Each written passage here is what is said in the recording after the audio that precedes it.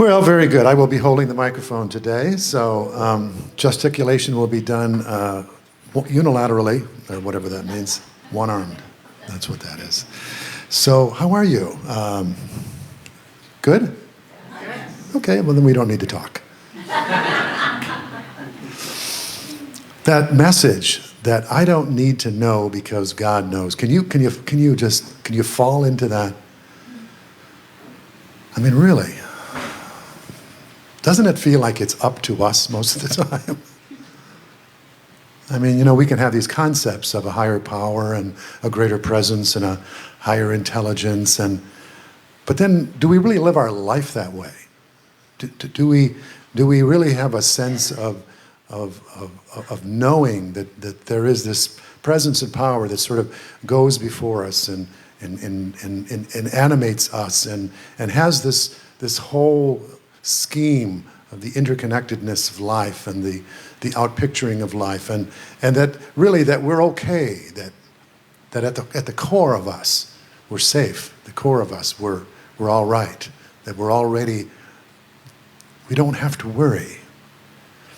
How many of us don't worry anymore? Does anyone not worry anymore? Good, we have a few non-worriers. It's really great. One of Jesus' teachings, of course, was do not worry. Do not worry. And Jesus said that, and he even knew what was happening to him in the grand scheme. He even knew what was happening to him, and he said, do not worry. Why? What would it be that someone would be rooted in? What would be the knowing that someone would be rooted in where they would say, do not worry? Would it be simply that you would understand how everything was going to work out, and you agreed with it? You can nod your head, shake your head, say yes, say no. I think that what Jesus knew, that he invited us to know, was that no matter what happens in this life, that there is an eternal safety net. There is an eternal sense of being. That we literally live and move and have our being in this spiritual reality, this divine nature, this higher consciousness, our true being, whatever you want to call it, that is unassailable by the vagaries of life, by the outrageous winds of fortune and misfortune which flow and blow through everyone's life. That the most enlightened among us, even them, have trials and tribulations, yes? So we get off this sort of, it's almost sort of a form of arrogance that we have, that we think that if we're doing life really well, if our spiritual practices become really honed and really perfected, that somehow our life is just going to be one miracle unfolding after another. And that we're never going to visit the hard times, or we're never going to have challenges. And that's just really a ripoff of the teachings.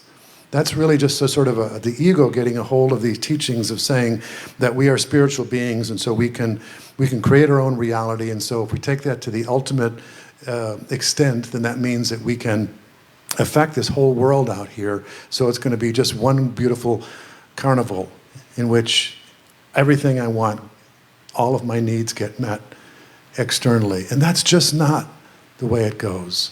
If that was the way it goes, wouldn't we see people having it their way all the time? Wouldn't someone have mastered that to the point where that would be happening? But even the masters had struggles. Even the masters had trials and tribulations and circumstances that went their way, and their plans were dashed by how life unfolded. So if we recognize that where the spiritual mastery is not in how things unfold, but what unfolds in us, yeah?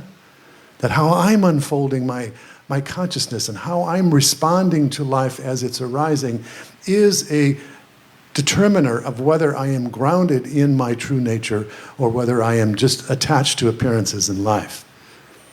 And so often I come up against this time and time again, that the real test of my peace of mind is not in manipulating circumstances in the name of God or in the name of truth, but it is in managing the inner landscape of my consciousness, of my heart and my mind, and staying connected to something truer, staying connected to something that is changeless, amidst all the changes of life, amidst all of the turbulence on the surface of life, which we all experience in the human scene, where am I domiciled? Where do I witness this life? Where do I witness the circumstances of life?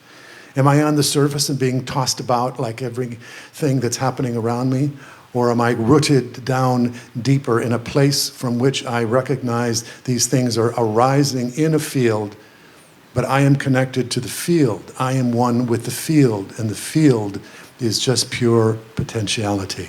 It's pure love. It's pure life. It's pure peace.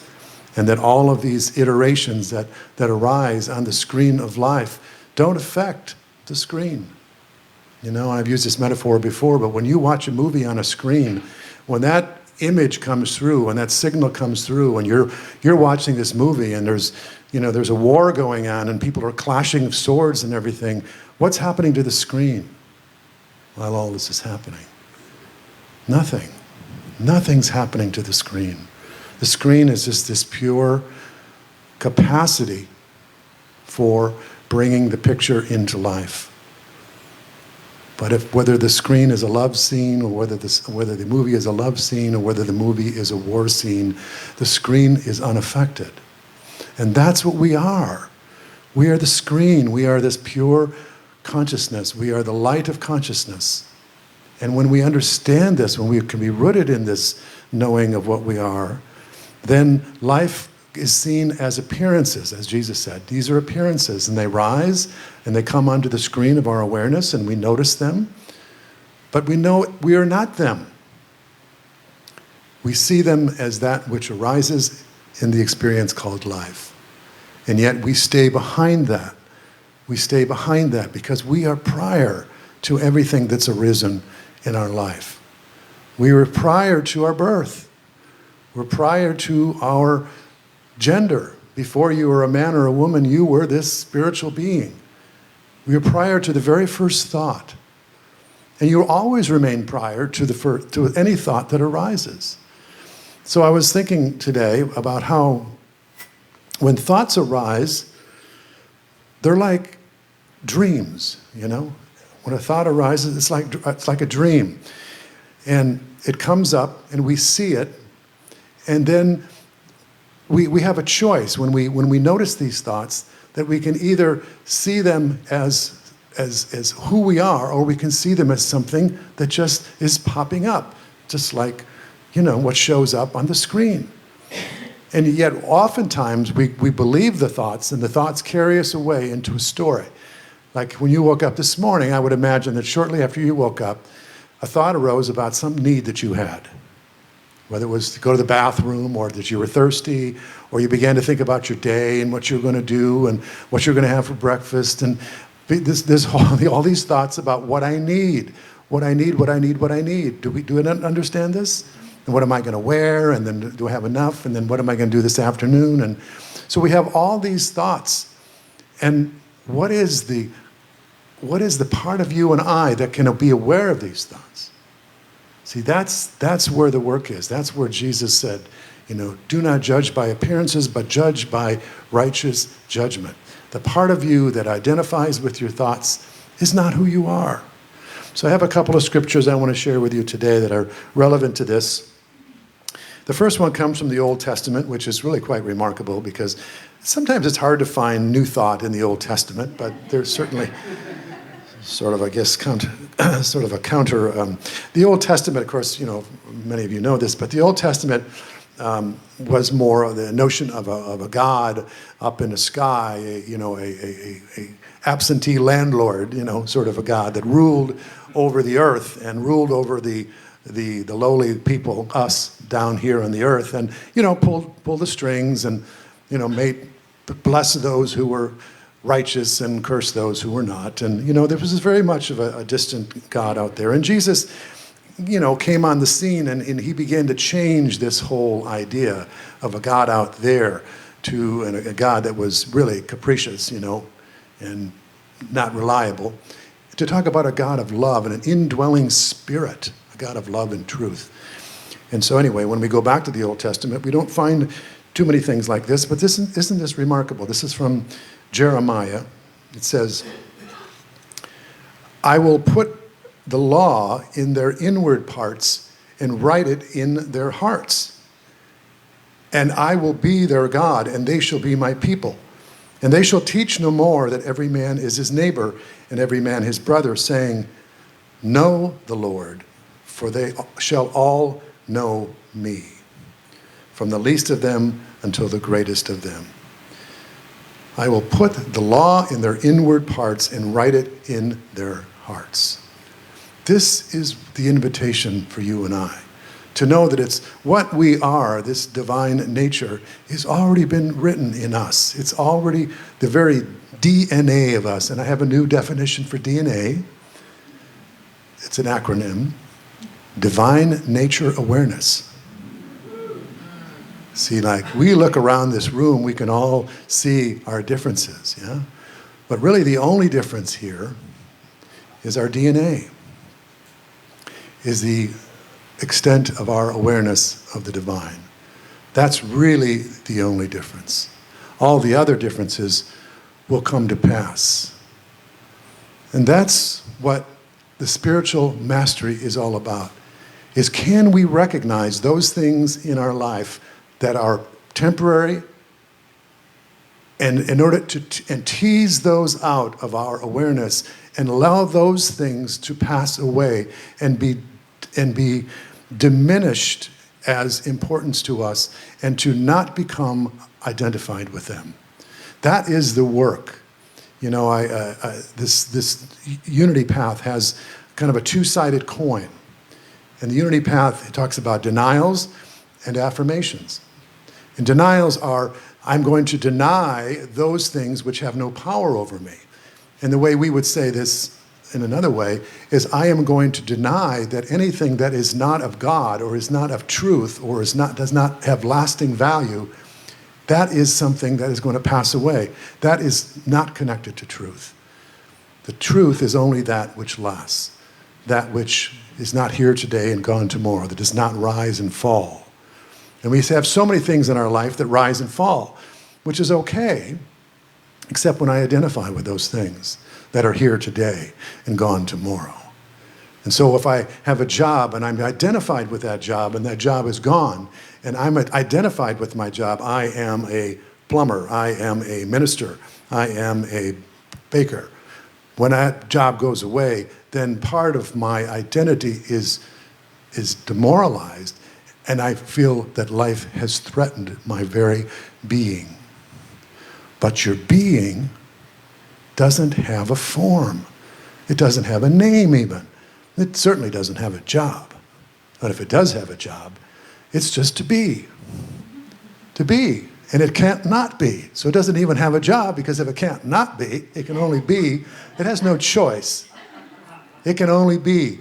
But the mind that looks at you, you know, which is the awareness looking back at itself and looking at all of the aspects of this being that you show up at, has all kinds of choices.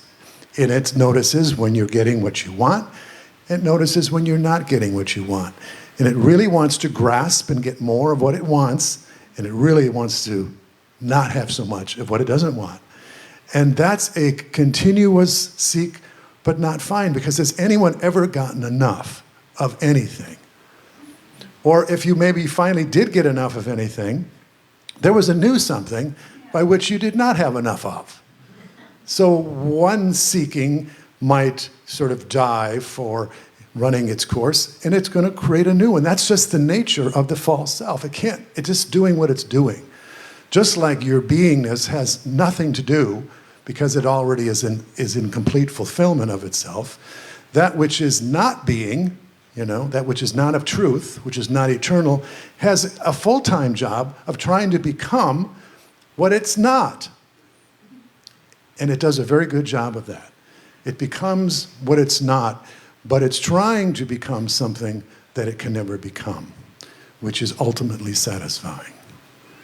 And the illusion that lives in my mind, if I am tracking this way, is that when I wake up in the morning, I just have to think of all the things I need so that I'm going to be okay. Does anyone know this one?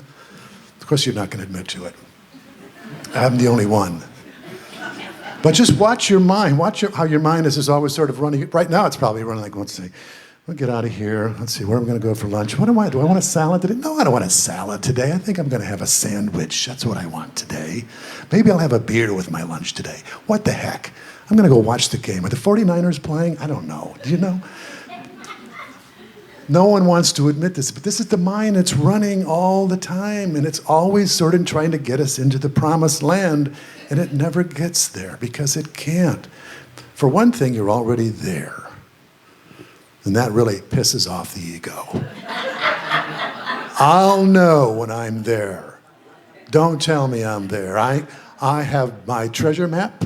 Look, here it is. Here she is. This is what she looks like. Here's where I'm living. And here's how much and how great it is, and then I'm there. What do you mean I'm living in heaven now? So that part of you is the part that needs to take a break. That's the part of us that needs to just take a vacation, at the very least. But really, in truth, that part of you and I came here to die. To die. Because the only way, we know this from all the great stories, from how nature operates, the only way new life can come is something has to die.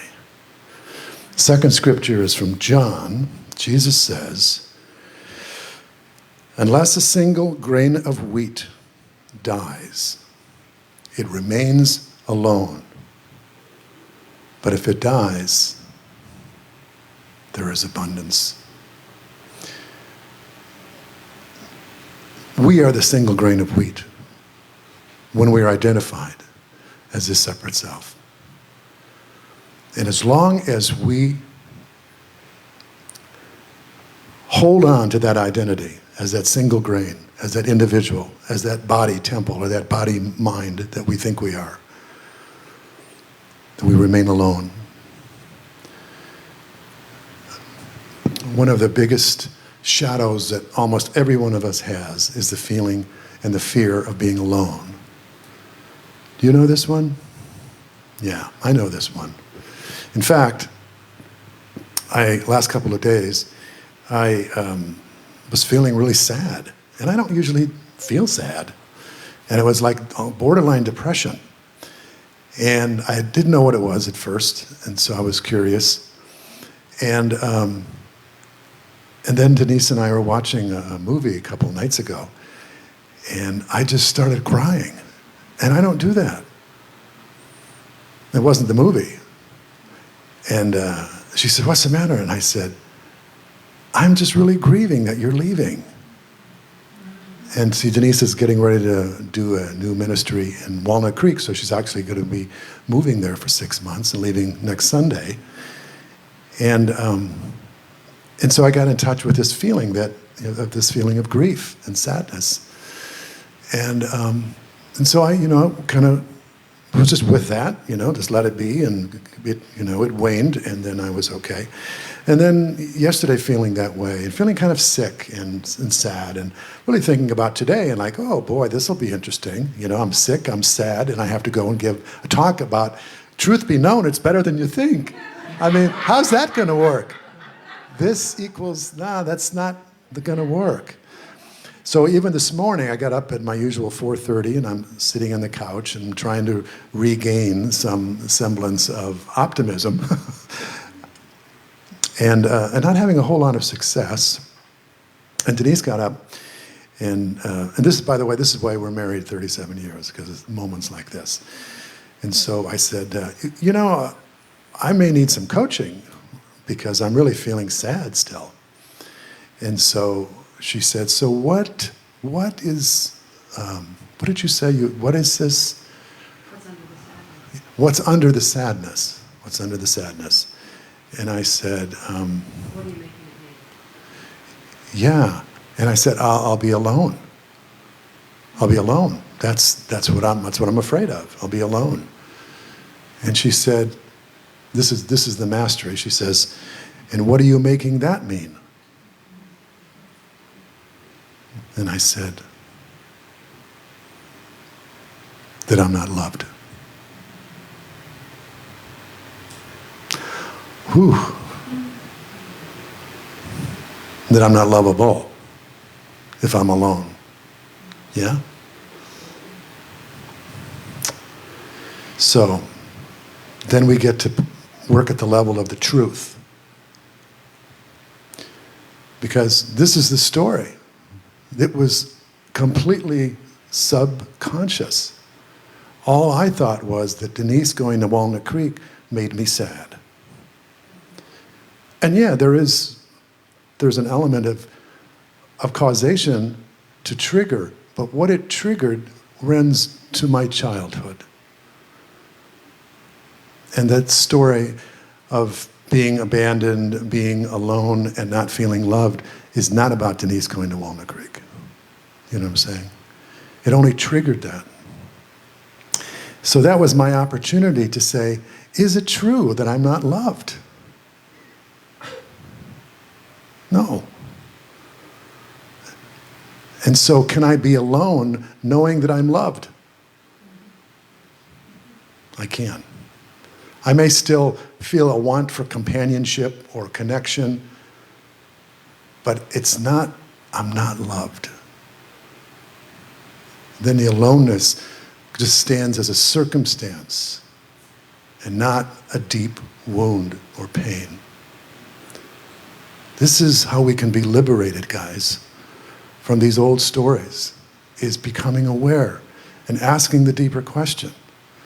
And then, once I went through that process, then there's room for the truth. You know, I am one with love. I am one with God. I can, there's room for that greater truth to find its way in me when I'm not just filled with this sadness, with this story that says, I can't be happy until Denise comes home after 6 months, or we get together.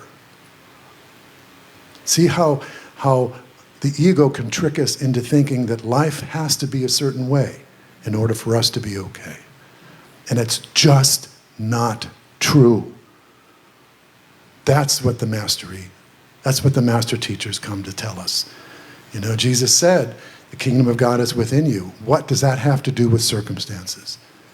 Peace is possible now. Peace that passes human understanding, because human understanding demands things to be a certain way. How could you possibly be peaceful in the midst of chaos?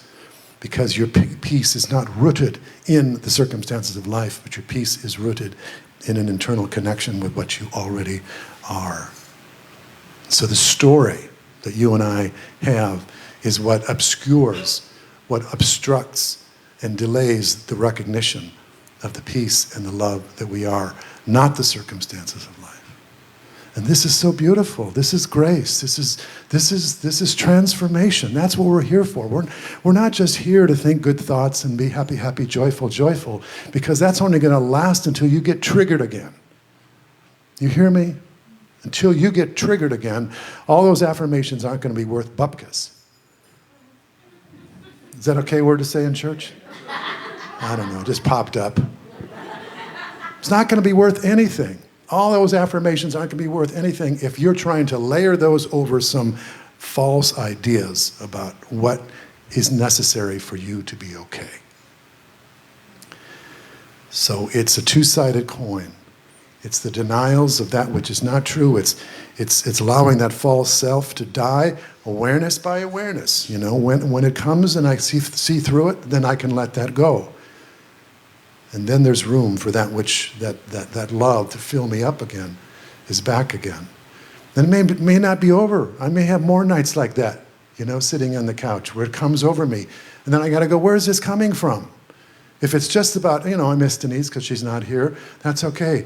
But if it's at like you weeping or you feel deep pain, you know that's ancient, yeah? You know that's old. And that can be explored.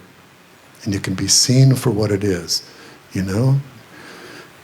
Spirit says, I will not leave you comfortless, but you have to do your part. You have to be willing to expose these stories, these beliefs, these conditioned ideas to the light of truth. They're not going to bust themselves. They won't do that. They survive on neglect, on being in the shadow. Their life is because they're not examined. And the unexamined life is not only not worth living, but it's very hazardous to your happiness. Do you hear this? The unexamined life is a life that generally, where you feel like life is carrying you around by the nose, right? You know, she loves me. Oh, I'm so good. I'm so lovable. I feel so good. And then she doesn't do what she's supposed to do. And, oh, I'm not lovable. What a freaking journey that is. Who's ready to get off that merry-go-round? I think we all are. I think that's why we're here. That's why the message here is not just about the truth, the whole truth and nothing but the truth. It's about what's living as the truth. It's posturing itself as the truth. That's a reasonable, an unreasonable facsimile of the truth that's posturing itself as you. That needs to be busted, that needs to be taken down, that needs literally to die. Because if it does not die, you stay alone. And if it dies, then you can connect with all of life, and all of peace, and all of joy, and all of love. It's the dying to self that we are born to eternal life. That's why Jesus, when they came to arrest him, and Peter pulled out the sword, or whoever pulled out the sword to strike the guard, Jesus said, put the sword away. That's an old story, pulling out the sword. Because Jesus could see beyond the circumstance. He could see beyond even the crucifixion to the resurrection. He was willing in that moment, even that was a teaching moment right there, to say, I'm not going to let this old story of tit for tat rob us all of the knowing that is present here already. That nothing real can be threatened. That nothing unreal exists, as A Course in Miracles says. Therein lies the peace that passes human understanding. And that's what you and I are here for, is to stand in the midst of the conflicting aspects of ourself and choose truth. And to expose that which is not true, to expose that which is causing me to suffer, expose it to the light of awareness so that I can see where it is rooted and to pull it up by the roots. Just like what invades our gardens. We don't just put some flowers or, cast some wildflower seeds amidst the thorns and the weeds. We pull the weeds out. Because if we don't, we will have a weed garden. It's not what we came here to do. We came here to pull out the weeds of false and grow the weeds of truth, which is really to be who we've come here to be as spiritual beings. Yes? Yes. So that's my shameless self-disclosure in this service. I didn't share this with the first service, but I always just trust that everything comes out that needs to come out with the people that are here at the time. So this is it's a God job, as always, and I trust you can handle that, and that it'll be helpful, as all teachings that are rooted in something that that connects us all where we live and move and have our being. We are human beings with stories and shadows, but we're also spiritual beings. And then how do we find the courage to be willing to heal from what's been representing ourselves falsely in the past?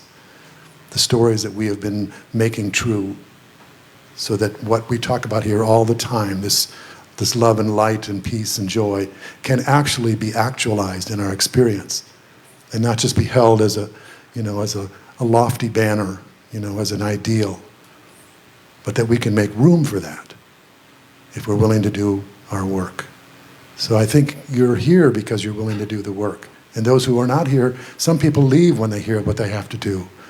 They just think they can just pray their way. And prayer is wonderful. But if you're praying and you're still holding on to a false notion, do you understand That's like, putting paint on a paint that's peeling. It's just not going to stick. Not going to stick. So we're here to prepare the surface of our consciousness, take it right down to the bare truth. And then what is left really is the bare truth of our being. Nothing needs to be added. Amen? Namaste.